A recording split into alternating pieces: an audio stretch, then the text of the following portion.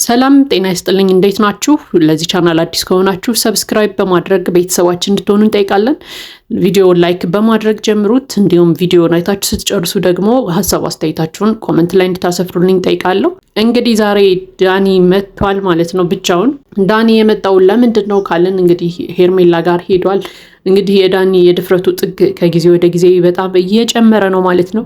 እንግዲህ ሄርሜላ ጋር ለምንድን ነው የሄደው? ሄርሜላ ብቻዋን ስለሆነች ለአጽናናት እያለን ነው ማለት ነው።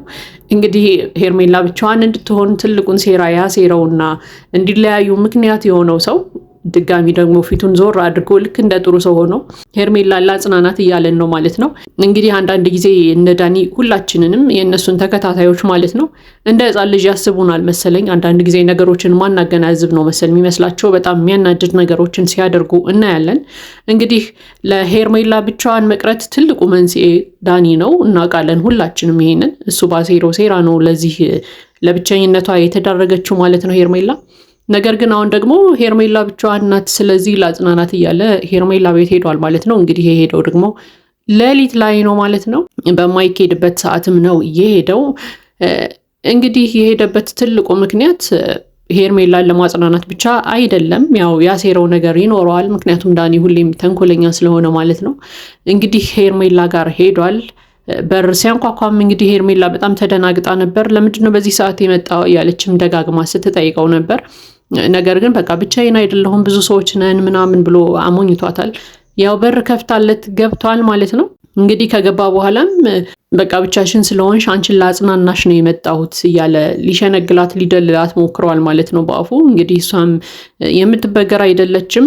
በቃ አንተ ያሰብከውን አሳክተሃል፣ እቅዳችሁ ተሳክቶላቸዋል። እቅዳችሁም እኔና አብርሃምን መለያየት ነበረ፣ ያው ተሳክቶላቸዋል። ስለዚህ ከህይወቴ ውጣልኝ እያለች ደጋግማ ስትነግረው ነበር ማለት ነው። እንግዲህ ሄርሜላ በጣም ተጎድታለች፣ ታስታውቃለች። ፊቷም ያስታውቃል በጣም እንደተጎዳች። እኔ አብርሃምን እኮ ከልቤ ነው የምወደው፣ እሱ ጋር እየቀለድኩ አልነበረም። ነገር ግን አንተ ሞንክሩታ አብራችሁ ሆናችሁ ህይወታችንን ረብሻቸዋል፣ በጥብጣቸዋል እያለች ስትነግረው ነበር ማለት ነው። እንግዲህ ዳኒ ሄርሜላ ጋር የሄደበት ምክንያት ያው እውነት ሄርሜላን ለማጽናናት ምናምን አይደለም፣ ይሄን ሁላችንም እናውቃለን።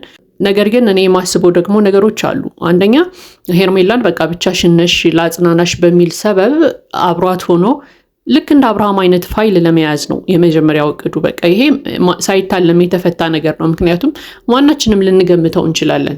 ወይ እንደ አብርሃም በመጠጥ አጠጥቶ ሊሆን ይችላል፣ አለያም በሌላ ዘዴ ሊሆን ይችላል። ብቻ የሆነ ፋይል ሄርሜላ ላይ ለመያዝ አስቦ እንደሄደ ግልጽ ነው። ስለዚህ ሄርሜላ እባክሽ በጣም ልትጠነቀቂው ይገባል። ምክንያቱም በጣም ከባድ ሰው ስለሆነ ዳኒ ማለት ነው።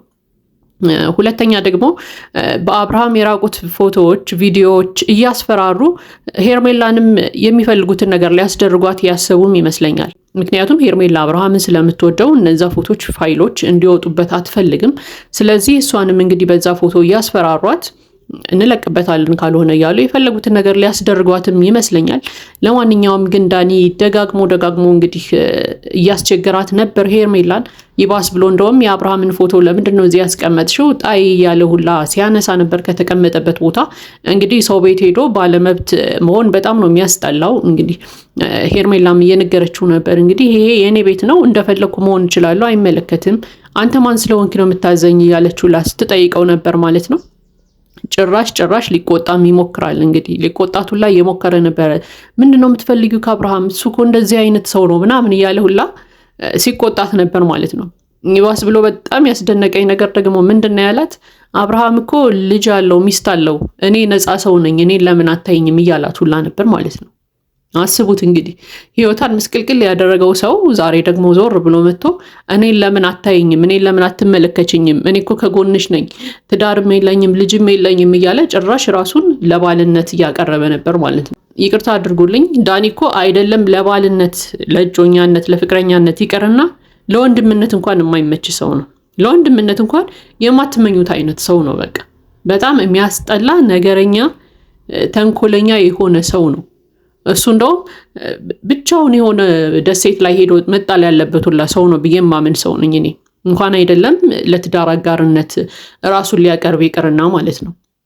ነገር ግን ሄርሜላ ከአብርሃም ጋር የነጣጠላት እሱ እንደሆነ፣ አሁን ላለችበት ብቸኝነት፣ አሁን ላለችበት ጭንቀት፣ አሁን ላለችበት መከፋት የዳረጋት ሰው እሱ እንደሆነ እያወቀች መጥቶ ደግሞ እኔ እኮ ነፃ ነኝ ለምን ከኔ ጋር አትሆኝም እያለ ጉራውን ይነዛል ማለት ነው። እንግዲህ ምን አይነት ማሰብ ማስተዋል የከበደው ሰው እንደሆነ ማየት እንችላለን በዚህ። እንግዲህ ሄርሜላም ደጋግማ ከቤቷ እንዲወጣላት እንዲሄድላት እየለመነችው ነበረ። እሱ ጭራሽ የሚሰማ አይነት ሰውም አይደለም።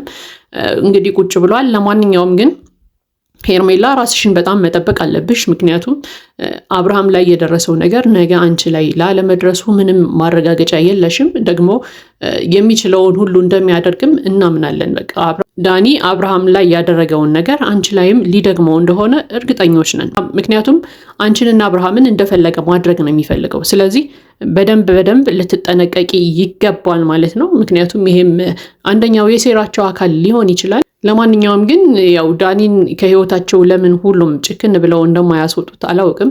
በዚህ ሰዓት በእርግጥ ለሩታ ይጠቅማታል ዳኒ። ምክንያቱም ብዙ ነገሮችን አብረው እያደረጉ ነው። አብረው የሚያቅዷቸው እቅዶች አሉ። ስለዚህ ለሩታ ብቻ ነው በዚህ ሰዓት ዳኒ የጠቅማት ያለው። ስለዚህ ሄርሜላ ድጋሚ እንኳን ሊያገኘሽ ቢሞክር ቤትሽ ቢመጣ ራሱ ዳኒን ማራቅ ነው ያለብሽ። ምክንያቱም በርሽን በሌሊት ነው ከፍተሽ ያስገባሽው። በዛ ሰዓት ምን ሊያደርግሽ እንደሚችል አታቂም።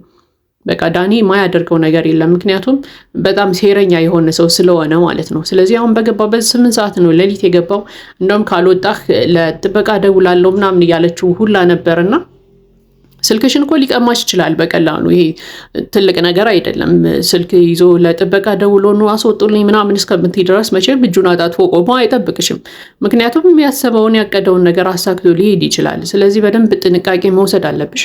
በሌሊት በተለይ በሌሊት 8 ሰዓት ነው ስትይ የሰማ ነውና ሌሊት 8 ሰዓት ላይ ማንኛውም ሰው ቢመጣ መክፈት ማስገባት የለብሽም። ምክንያቱም ጭራሽ ደግሞ የማታምኚው ሰው ሲሆን በጣም ከባድ ነው። ጭራሽ ደግሞ ለህይወትሽ መመሰቃቀል ዋነኛ መንስኤ የሆነውን ሰው በዛ ሰዓት ቤትሽ ከፍተሽ ማስገባት ማለት እጅግ በጣም ከባድ ነው።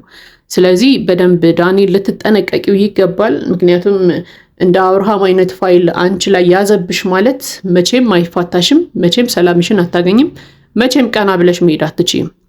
ስለዚህ ከቻልሽ ጭክን ብለሽ ዳኒን ከህይወትሽ ለማስወጣት ለማራቅ ሞክሪ። አብርሃም ያንቺም ሆነ አልሆነም፣ ነገር ግን ዳኒ ምንም አይጠቅምሽም። የሚጠቅምሽ ሰው አይደለም። በቃ አይደለም ዳኒ። አብርሃም እኮ ከህይወትሽ ወጥቷል አይደል? የምትወጂው ሰው የምታፈቅሪው ሰው ከህይወትሽ ወጥቷል። ስለዚህ ለአንቺ መጥፎ የሚያስበው ሰው ደግሞ ወደ ህይወትሽ ሲጠጋ ማቅረምና መቀበል የለብሽም። ከህይወትሽ ለማራቅ ሞክሪ፣ ራስሽን ለመጠበቅ ሞክሪ። ምክንያቱም አንቺ አሁን አብርሃም ጋር ብትጣይም ብትለያይም የራስሽ ደግሞ የወደፊት ህይወት አለሽ። ስለዚህ የወደፊት ህይወትሽን ላለማበላሸት ስትይ ከዳኒ ጋር መራራቅ መቻል አለብሽ ብዬ አስባለሁ። እንግዲህ ይሄ የኔ የግል ሀሳቤ ነው። የእናንተን ሀሳብ አስተያየት ደግሞ ኮመንት ላይ አስቀምጡልኝ። ለማንኛውም ለዚህ ቻናል አዲስ ከሆናችሁ ሰብስክራይብ በማድረግ ቤተሰባችን እንድትሆኑ ጋብዛለሁ። ላይክ በማድረግ አበረታቱን። መልካም ጊዜ ይሆንላችሁ።